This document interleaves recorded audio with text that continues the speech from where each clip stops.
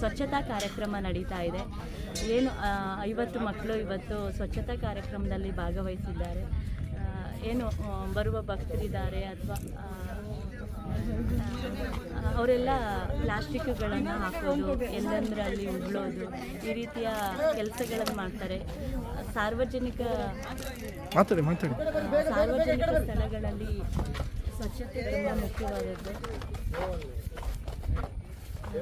ತುಂಬ ಮುಖ್ಯವಾದದ್ದು. ಇದನ್ನು ಪ್ರತಿಯೊಬ್ಬರು ಸ್ವ ಅರಿವಿನಿಂದ ಸ್ವಚ್ಛತೆಯನ್ನು ಮಾಡ್ಕೋಬೇಕು. ನಮ್ಮ ಮನೆ ಅಂತ ತಿಳ್ಕೊಂಡು ಸಾರ್ವಜನಿಕ ಪ್ರದೇಶಗಳನ್ನು ಅತಿ ಹೆಚ್ಚು ಸ್ವಚ್ಛವಾಗಿಟ್ಕೊಳ್ಬೇಕು. ಇದು ಮೂಲಭೂತವಾದಂಥ ನಮ್ಮದೇ ಕರ್ತವ್ಯಗಳಾಗಿರುತ್ತೆ.